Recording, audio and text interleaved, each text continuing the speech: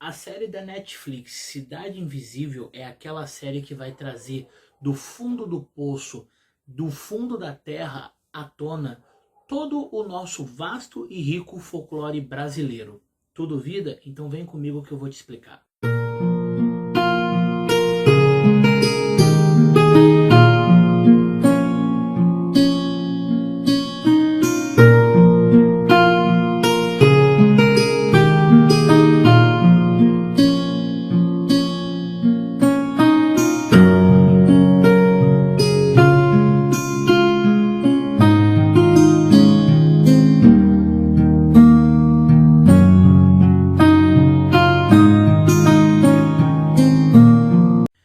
Boa noite, bruxarada natural, tudo bom com vocês? Meu nome é Rafael, para quem não me conhece, e sejam muito bem-vindos ao canal Magia Natural.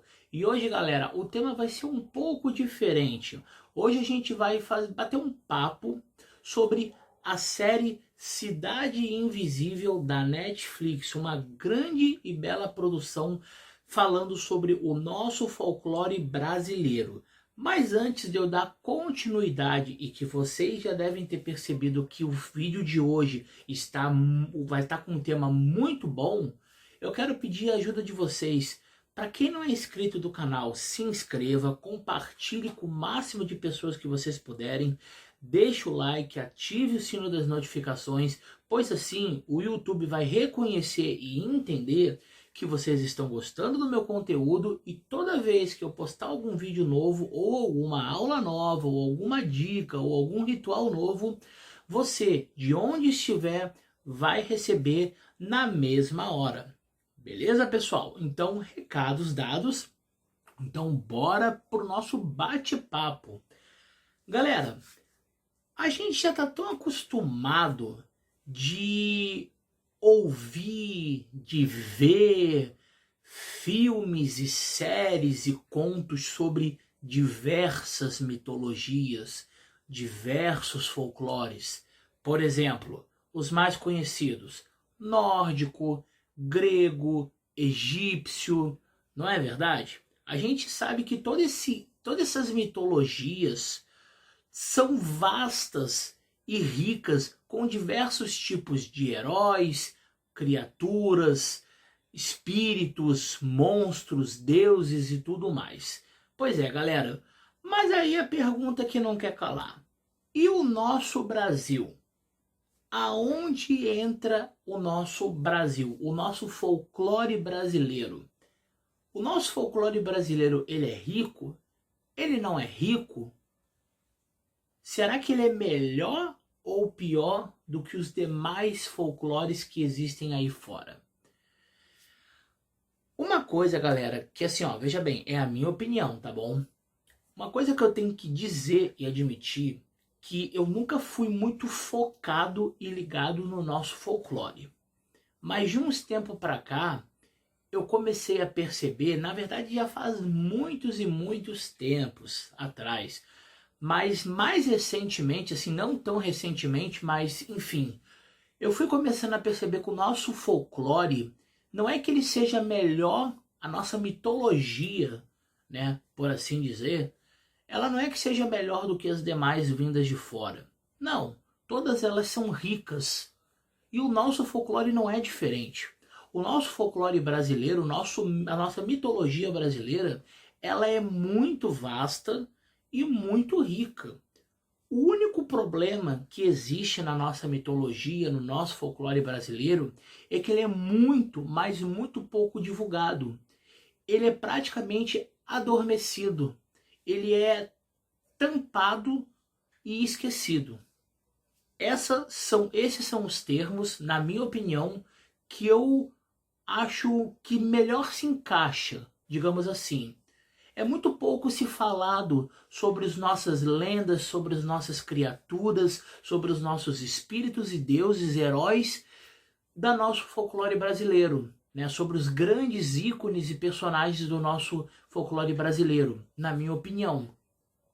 E nesse vídeo, galera, eu quero falar um pouquinho sobre isso. Eu quero tentar ajudar a trazer para a lembrança de cada um de nós um pouco do folclore brasileiro, um pouco da mitologia brasileira, não é verdade? Então, como eu disse, galera, existem diversos filmes e séries que abordam o folclore brasileiro, né? Eu citei alguns deles aqui e eu vou passar para vocês agora. Isso aqui é um bate-papo que eu quero falar que eu quero ter com vocês a respeito sobre o nosso folclore, né? Existem filmes, galera, do nosso folclore brasileiro que retratam sobre os nossos deuses, nossas criaturas e tudo mais. Uma delas são A Lenda dos Guardiões, né, que é um desenho animado, onde fala sobre, se eu não me engano, o Saci, a Mãe de Ouro, o Papai Noel, se eu não me engano, né? Eu não me lembro de chegar a ter visto esse desenho, mas, né? Comadre Fulozinha, Fulozinha, né?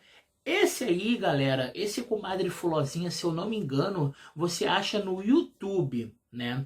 O A Lenda dos Guardiões, ele é um filme, é um desenho conhecido que tu acha na internet afora para baixar, né? E a Comadre Fulozinha você acha no YouTube, mas esse foi um filme, se eu não me engano, criado por pessoas realmente daquele interior, daquela cidade onde habita essa lenda, né? E foram criados por ele, digamos, foi um filme criado por fãs, no caso, né? Vamos botar assim. O nosso famoso Sítio do Pica-Pau Amarelo, que é uma série, né, basicamente, que é um retrato falado sobre várias lendas do nosso folclore brasileiro. O Sítio do Pica-Pau Amarelo é o é o folclore brasileiro, basicamente, né? Que até por sinal eu gosto também. Não sou muito fã, digamos assim, de ficar vendo o tempo todo, mas eu já vi bastante e é legal, né? Temos filmes como, por exemplo, Curupira, o Demônio da Floresta, e eu vou explicar o porquê desse título. Calma. Tem um outro filme também chamado Além da Lenda, né? A Pequena Yara, que também é outro desenho animado. O Saci, que também é outro desenho animado. A Loira do Banheiro, que é um filme que provavelmente é uma lenda de uma moça de um espírito de uma moça loira que aparece no espelho de um banheiro para assustar e matar suas vítimas, né? Isso aí já gerou vários e vários filmes, se tu for pesquisar aí na internet afora. Malas Arte, que é um dos ícones do folclore brasileiro, né? Da nossa mitologia brasileira. E tem um filme recente, galera, de 2023, se eu não me engano, que se você procurar o trailer, eu vou até deixar também nos comentários também, né? O link do trailer no YouTube. Boogie Man, que significa, traduzindo, o bicho papão. Exatamente. Enfim, é um filme de terror, né? Que nem esse Curupira, o Demônio da Floresta. E agora eu vou falar. Esses são alguns exemplos, né, de filmes e desenhos e séries, né, no caso, que abordam a nosso folclore brasileiro, que falam um pouquinho, que mostra suas entidades, seus deuses e tudo mais, né? E agora eu quero dar uma atenção especial e falar sobre o Curupira, o Demônio da Floresta. O porquê desse nome, o Demônio da Floresta? Galera, eu já fiz um vídeo aqui no canal falando sobre justamente esse filme, esse trailer, né, que rodou na internet afora e repercutiu uma polêmica gigantesca, mas gigantesca mesmo. Para vocês terem uma ideia, até uma indígena no YouTube, que tem canal no YouTube, falou sobre este vídeo. E claramente, eu não poderia perder a oportunidade de também botar a minha opinião para fora, né? Expor a minha opinião, o que eu achava. Realmente, eu vi o trailer, posso até botar se eu encontrar ainda no YouTube. Ainda por quê? Porque como a polêmica foi muito grande, esse filme nem chegou a ir pro ar, no caso, né? Não chegou a ser realmente posto para as pessoas verem, para baixarem, nem ir para o cinema ou coisa do tipo, né? E eu não sei se o trailer também foi tirado. O filme conta que o Curupira é uma entidade que mora nas florestas e ele é uma entidade maligna que mata e caça qualquer pessoa que entra dentro da floresta. Só que a gente conhece muito bem, galera, que o Curupira, na verdade, segundo as lendas do folclore brasileiro, ele é uma entidade protetora dos animais e da floresta. Ele é um guardião da floresta e não um assassino, uma máquina de matar com sangue nos olhos, né? E sedento por sangue, como o próprio trailer mostra, como o próprio trailer ele nos bota esse peixe para vender, né? Digamos assim, esse retrato falado do Curupira. E no trailer ele é aquele clássico filme, né? De um grupo de adolescentes que vai numa floresta e acha uma criatura e aí essa criatura começa a caçar esse grupo de jovens e vai matando um por um.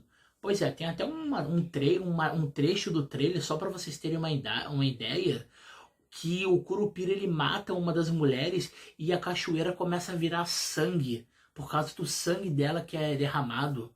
Se enche totalmente de sangue, ou seja, totalmente fora do contexto. A pessoa que produziu esse filme literalmente não tinha noção nenhuma. Não tinha um pingo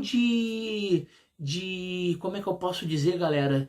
De introdução, de sabedoria sobre o nosso folclore. Né? Ele era zero sabedoria sobre o folclore brasileiro, né? Principalmente sobre a entidade Curupira, né? Que é um guardião, entende? E tem o Boogeyman, o Bicho-Papão, que é um filme de 2013, né? 2023, perdão, né? Que eu vi o trailer também, que parece que passa numa casa de uma família, onde essa família ela é aterrorizada por uma criatura que mal aparece, mas ela aparece muito na escuridão, escondida, né? Olhos brilhantes, debaixo da cama da criança também, tudo mais. Enfim, eu vou te confessar que eu tenho medo de um dia, se eu for ver esse filme do Boogeyman. Por quê? Porque eu não sei como eles vão retratar a entidade, o bicho-papão, né? Se eles vão fazer a mesma coisa que o Curupira ou não, né? Mas a princípio, o bicho-papão, o que seria o bicho-papão, galera? O bicho-papão seria uma espécie de entidade, uma espécie de ser que se transforma, que ele tem o poder de transmutação, de se transformar nos seus piores medos, né? Você tem medo daquilo, você tem medo disso, então ele vai pegar aquele teu medo e vai se transformar, se materializar naquele teu medo na tua frente e vai te aterrorizar e amedrontar, né? A princípio o bicho-papão é isso, ele é uma entidade, um ser que se transmuta nos seus piores medos para te assombrar, né? Então, voltando pro Curupira, eu fiz um vídeo sobre ele, como eu falei no canal, né? Se vocês quiserem ver, eu vou deixar aqui no card, vai aparecer aqui, eu não sei aonde, né? E como é que eu posso dizer? Eu posso fazer depois até um vídeo falando sobre o bicho-papão, o Boogeyman, né? Aí vem o nosso tema do nosso vídeo, do nosso bate-papo de hoje. Como a gente tem, né, um monte de filmes e séries sobre o folclore brasileiro, né, e que parece que é muito superficial, né, e mesmo assim parece ser muito esquecido, mesmo a gente tendo vários filmes, ainda parece que tem aquele sentimento de esquecimento, né, dentro de nós, para quem curte a mitologia brasileira, para quem curte o folclore brasileiro, né, e isso é preocupante, por causa que, como eu já havia dito, são muito poucos os filmes e séries que falam sobre o nosso folclore brasileiro, diferente dos outros folclores que tem diversos tipos de filme. E aí que entra A Cidade Invisível da Netflix, que é uma série que eu recomendo para vocês verem, né? Essa série, galera, ela justamente é aquela série que vai trazer à tona do esquecimento, do adormecimento, né, se é que existe essa palavra, ela vai trazer à tona todo o nosso folclore brasileiro para cada um de nós. Ela vai nos mostrar que o nosso folclore brasileiro é rico e vasto de criaturas e lendas, né? Por exemplo, na primeira temporada, galera, a gente conta com a participação da Cuca, o Curupira, o Saci, o Tutu Marambá, o Boto ou Boto cor-de-rosa, a Yara e o Corpo Seco. Exatamente, exatamente. Então, na primeira temporada, ele aborda ele engloba todos esses seres, todas essas criaturas, no caso, né? E eu vou falar um pouquinho sobre sobre cada uma delas, mas depois, se vocês também quiserem, eu posso fazer vídeos falando sobre cada uma delas também, como é o caso do Curupira. Beleza, pessoal? No caso da Cuca, por exemplo, a Cuca, galera, a gente já está acostumado com a visão dela de um jacaré, de um crocodilo, no caso, só que na realidade, segundo os folclores brasileiros, a Cuca, ela não tem essa aparência, e sim ela tem a aparência de uma mulher, porque ela é uma bruxa na realidade, né? Ou ela é também conhecida como em outros lugares, outras regiões, de Coca, né? O Curupira, que a gente, como propriamente já falou, né, agora há pouco, né, sobre o vídeo do Curupira, na série da Netflix, mostra o Curupira como um guardião das florestas, um defensor dos animais, das matas, né, e tudo mais. Ele ataca caçadores. Ele amedronta os caçadores, ele não mata os caçadores, veja bem, a não ser que realmente há necessidade dele medir força e tomar atitudes mais extremas, né? Mas fora disso, o Curupira é uma entidade guardiã e protetora, não assassina, beleza? Tem o Saci também, tem o Tutumarambá, como eu falei, ou seja, a primeira temporada ela pegou vários e principais criaturas e seres da mitologia e colocaram ali, perfeito? Já na segunda temporada, que vai lançar logo logo, que até por sinal eu fiquei muito feliz, né, em saber dessa notícia, vamos ter o retorno de novo da Cuca e da Yara, né? E vamos ter novas criaturas, vamos ter novos integrantes nessa segunda temporada. Ah, agora que eu me lembrei, galera, vamos voltar de novo ao Curupira. Eu já tinha falado no vídeo até do Curupira também sobre isso.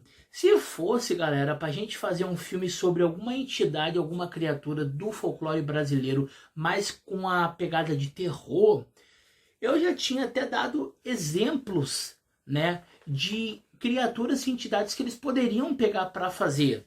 Uma delas, por exemplo, foi o Romãozinho, o Unhudo, o Corpo Seco, que aparece na primeira temporada da Cidade Invisível também.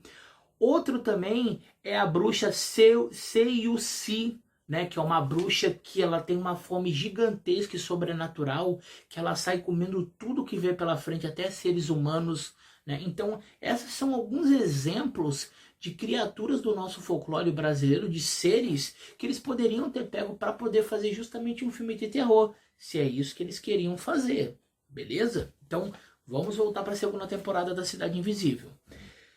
Como eu disse, a Cuca e a Yara vão aparecer, perfeito? E quais são os novos integrantes que vão aparecer, que eles vão colocar na Cidade Invisível? Ah, eu vou até deixar o link do trailer da Cidade Invisível da primeira temporada e da segunda temporada aqui no canal, perfeito? O que vai aparecer, galera? Vai aparecer o Boitatá, o Burro dos Olhos Vermelhos, que eu confesso para vocês que eu nem sabia que existia essa lenda, né? A Matinta Pereira, o Tupã, a Rasga-Mortalha e a Mula Sem Cabeça, exatamente. Logo no início do trailer, quando eu vi o trailer pela primeira vez, eu me fascinei, né, da segunda temporada, eu já me empolguei de cara, né? E aí eu comecei a pesquisar, né, sobre quem seria as criaturas que iriam aparecer e tudo mais. Teve umas que de cara eu já percebi logo, né? Outras nem tanto. Aí eu comecei a pesquisar, vendo outros vídeos no YouTube e tudo mais. E um dos vídeos que eu vi, o cara falava que um senhor de barba branca, cabelo bem assim, com uma cara bem fina, poderia ser interpretado pelo Burro dos Olhos Vermelhos, que seria uma das criaturas da mitologia, né? Como eu disse, eu não conheço muito sobre essa lenda. Tem mais à frente do vídeo, do trailer, aparece uma coruja que seria a rasga-mortalha, que seria a representação de um presságio de morte, né? Quando a gente vê aquela rasga-mortalha, as rasga-mortalha por quê? Por causa que as asas dela fazem um barulho de rasgar como se fosse de caixão, algo assim do tipo. Não sei agora, não me lembro agora como explicar bem, mas é um rasgo de morte, tá ligado? Sabe? É um presságio, essa coruja, essa entidade, ela é considerada como um presságio de morte, que nem as banshas. As banshas são entidades que quando alguém visualiza ela, sabe-se que uma pessoa próxima a ela, daquela pessoa, irá morrer em breve, ou até mesmo ela. Então a rasga-mortalha ela é considerada um presságio de morte. E ela vai aparecer também nessa série da Netflix. A Mula Sem Cabeça não precisa se dizer muito bem, não precisa se dizer sobre essa entidade, essa criatura no caso, né? Aí mais pra frente do trailer aparece um homem muito parecido com um índio, né? Na frente de um caçador, encarando ele, peitando ele, digamos assim. No vídeo que eu vi, o cara fala que provavelmente poderia ser o Tupã, né? Que iria aparecer na segunda temporada. Por que o Tupã? Porque no início do trailer se fala um dialeto que, como a gente está falando sobre folclore brasileiro e mitologia brasileira, sobre as lendas do folclore, a gente também, nada mais do que justo da gente entrar no Tupi-Guarani, que é uma língua do folclore brasileiro. Então o cara falou que provavelmente poderia ser o Tupã. Mas também, galera, a gente não sabe se realmente poderia ser o Tupã ali, né? Poderia também ser o Jurupari, que é uma outra entidade em formato de índio, né? Mas, enfim, o Tupã, para quem não sabe, o Tupã ele é o deus dos trovões, né? Deus dos relâmpagos, deus dos raios e tudo mais, né? Mas na verdade, o Tupã ele seria uma representação da natureza. Ele seria uma representação dos trovões e dos raios, e não exatamente um deus, né? Mas segundo o Tupi-Guarani, os índios dessa raça, né? Dessa língua, né? No caso, né? Tupi-Guarani, os Guarani em si, eles consideram um raio quando vem sendo o Tupã, o deus deles, representando aquele raio. Perfeito? O Boitatá. O Boitatá, o cara no vídeo disse que poderia ser o Boitatá também. Beleza, pode até ser. Mas também existem outras criaturas na mitologia brasileira que também são em formato de serpente. Poderia ser a Boiúna, que também é uma grande cobra de água. Poderia ser também a Laçachamama, também poderia ser o Minhocão. Todas essas que eu falei são criaturas também da mitologia do folclore brasileiro.